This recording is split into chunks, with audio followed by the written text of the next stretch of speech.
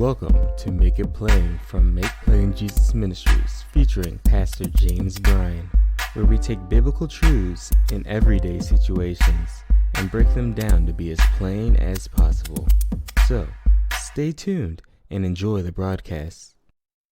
Well, welcome everybody to this latest episode of Make It Plain, and I am excited that I can spend time with you. And of course, I'm James Bryan, the host of this podcast, and I want to take this time to just encourage you again, just to remind you that the purpose of these podcasts are to give you nuggets that you can use during the course of a day, to give you hope, to give you some insights that maybe you didn't have before listening to this episode or of this podcast or the others that have preceded or will come afterwards.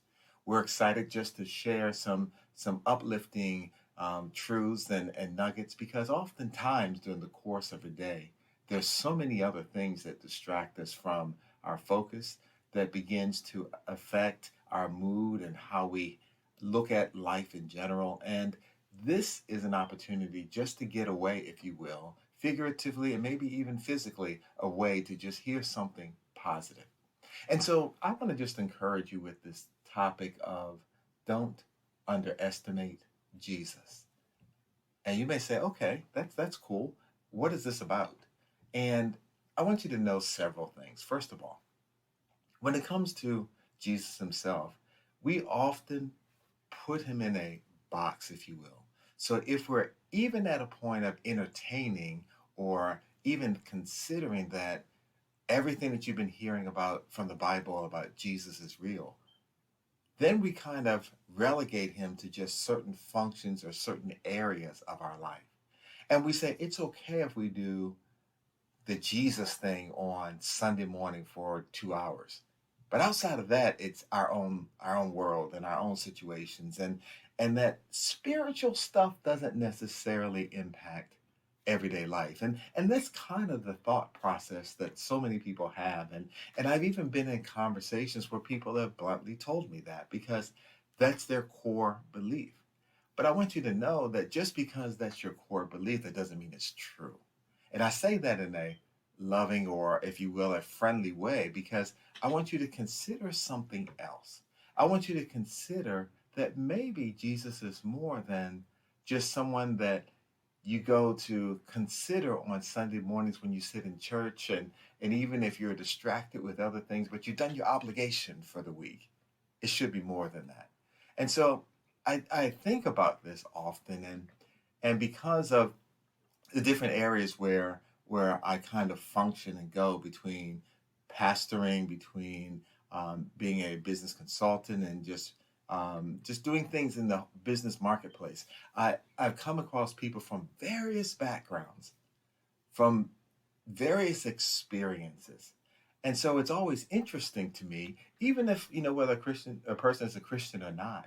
I love having conversations with them because I like to understand their background, kind of some things about them, because it's always enriching to understand the full breadth of the people that are upon the earth, and the variety that's there. But I've talked to a number of folks that have come to know this Jesus, that are, really Christ followers. They're realizing something. And so as they've grown in their relationship, as they've grown in their walk, their Christian walk, they've understood and found out personally that Jesus is more than someone that you just lift your hands to when you are in church, and they have the song that you like, when you say, oh, that's my song, and you really get into it. It's more than that. And so they realize that, they've depended on him at times. I know I have several testimonies where people who have cancer diagnoses have really just depended on him, and before they knew it, it was gone. We've had people that have had all types of illnesses, both in the brain and other areas, where they really depended, because they chose to really depend on this Jesus because they had to. And they begin to come back and give testimonies of how they're disease free. I've seen that. I've seen it often or I've seen folks that have been in wheelchairs for a period of time, and they really dug in and began to believe, and then they're no longer in them. So I've seen that, and what they've done in a simplistic way is to not box in Jesus, but say that he really does have the breadth, the depth, the strength, the ability to impact their lives in many different areas. And they've dug into those areas where they're really struggling, and they've seen some results. So I think about that at times, and even when personally there are challenges that may come across my way, I remember these testimonies, and I remember these stories that folks have said, and the accounts in detail about how things came about. To be honest with you, I love the Bible, and I believe the word, and I do the best that I can through the Lord to be able to apply it to my everyday life in all aspects. But sometimes it's always great to hear testimonies of people right here, not just the folks that are in the Word, but from the past, but those that I may know and the circles that I may come across. And that is even extra encouragement because it lets me realize and remember how active the Lord is even today during the century in which we're in and everything else that we're living through. He's very active in it. And I want you to take a moment and think about that. Realize that it is not just a story that you read in the Bible, but they're live, real, living accounts, if you will, that occurred. And even the prophetic things that are spoken are things that, if they haven't been fulfilled, will be fulfilled. So it is all encompassing. When I open the Bible and I begin to look at it, and I think about, the areas of impact that the Lord has had, there's several that I recently came upon that just made me stop and pause and think about it for a minute. One is the account of when Jesus fed the 5,000, right? And there's more than five. There were more than 5,000 because there were 5,000 men, but then there were women and children there too. So that's more.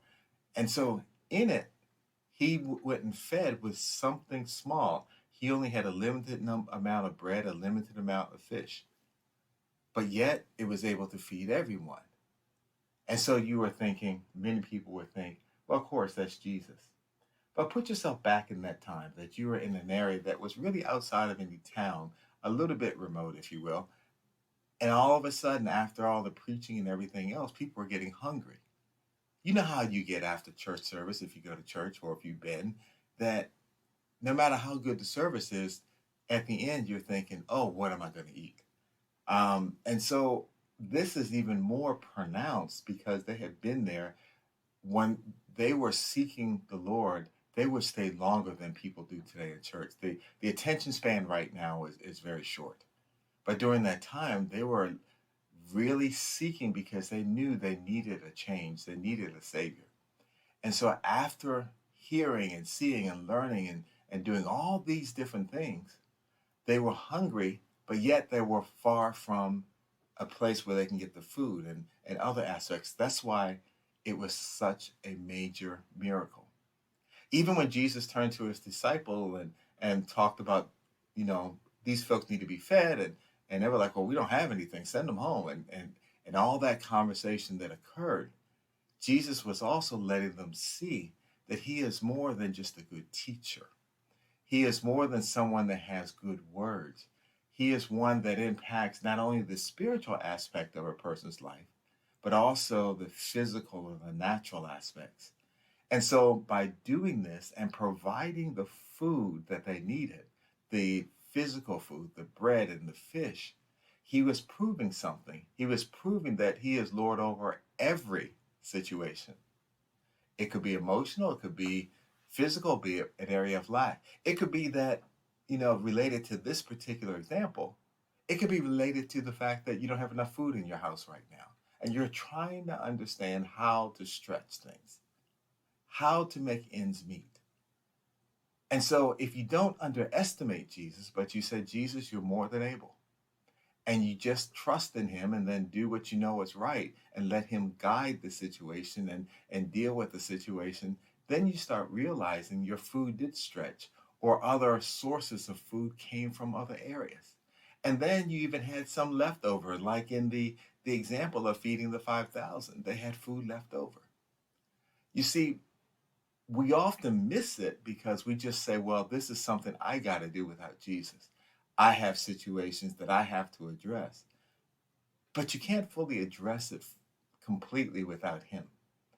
And so, the one thing that I know from reading this and many other aspects of the Bible is that the Lord always does exceedingly abundantly beyond all that you can ask or think.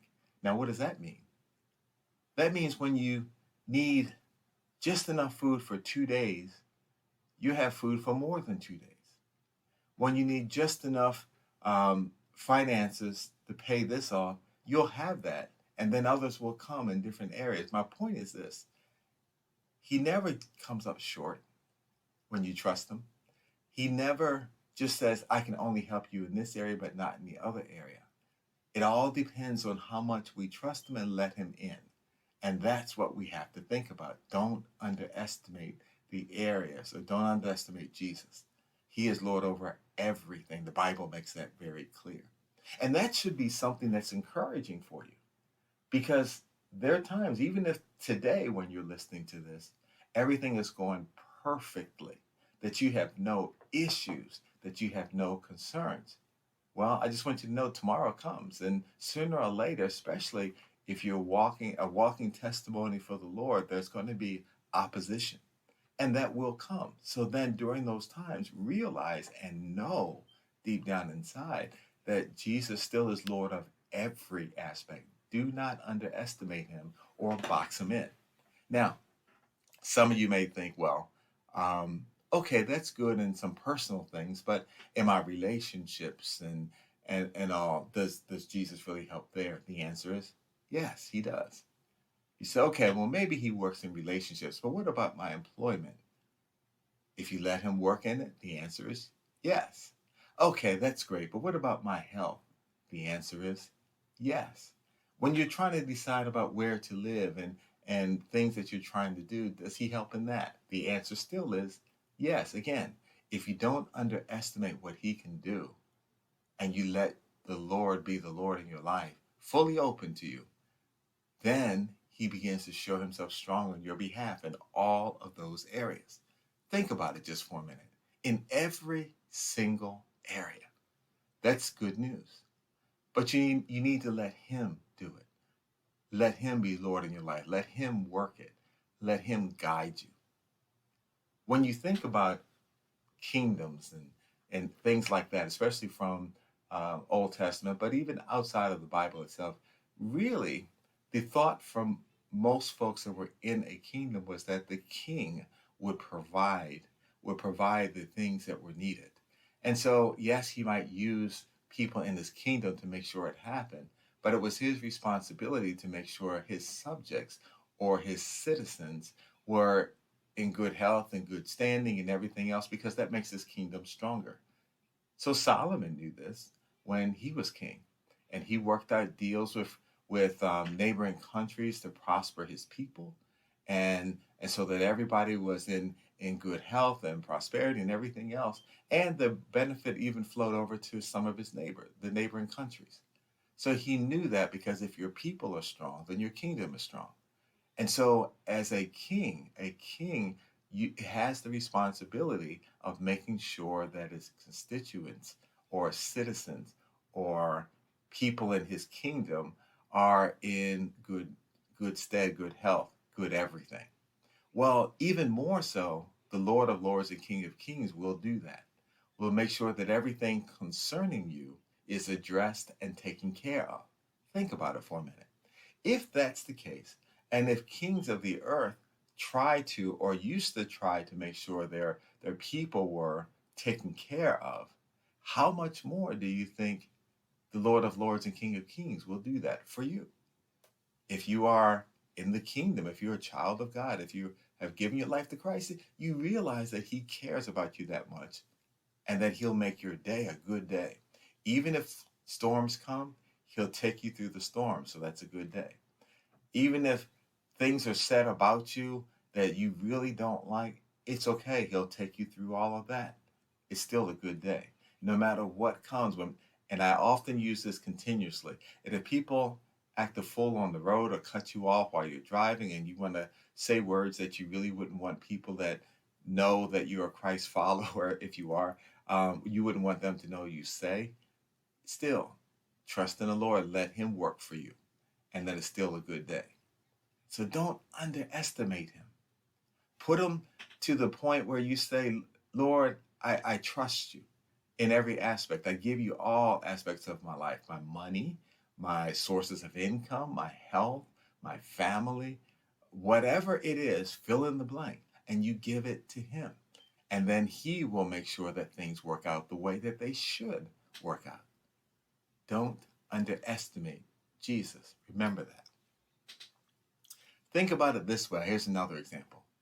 The disciples had to understand that when they thought they knew everything about Jesus, when they thought that they were getting in the right rhythm, the right groove, and knew how this traveling ministry was working, He kind of threw them a monkey wrench, if you will, a left turn, because He took just a few up to a mountaintop with them. And they didn't know what they were going. They were just following Him because it seemed like He wanted them to come along and He wanted to have a conversation or just speak to them privately. But then all of a sudden, something supernatural happened. There was this transfiguration where He was now talking to Moses and He was talking to other key folks from the Old Testament, and He looked like the brilliance and the glory was shining through Him. And this was something major. And it's like, whoa, look at this. And they had to fall to the ground at that point. And then they heard the voice of God and everything else. And all of a sudden, when it was over, they saw Jesus. Then they began to realize there's more to Him. They may have underestimated Him or thought they realized that, yes, He's the Son of God and He did miracles in such and such a way. But He didn't transform like that until He did. And so they began to see another side of Jesus that they never saw before. They began to open up the breadth of who He is, which they didn't understand before they thought they knew. And that's the trap that many of us fall into. We think we know everything there is to know about Jesus. We've memorized key scriptures that seem to come up, and we just repeat them over and over again. We've seen Him work in certain ways in people's lives, or we've heard about it, and we just keep repeating those testimonies. Great. But yet there's still so much more.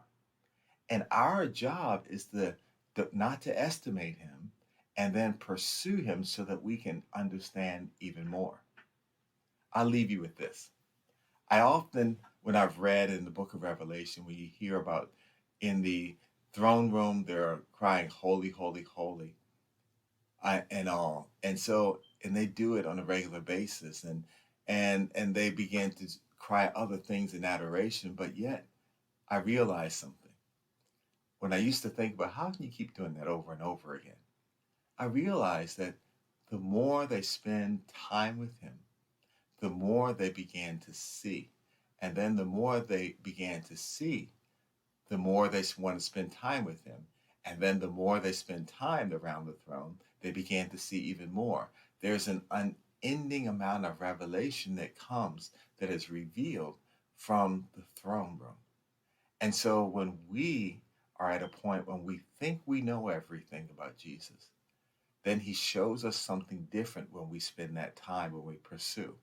I want to encourage you today to not underestimate.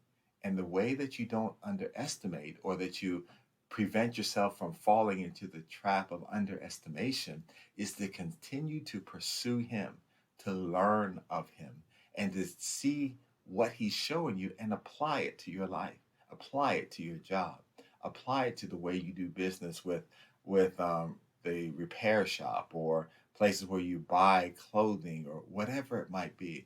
Apply it to your relationships, your family relationships and other relationships. Apply it to the way that you carry yourself or how you dress or the things you do for entertainment. Just apply it and let Him show you even more about how He is working in every single corner of your life.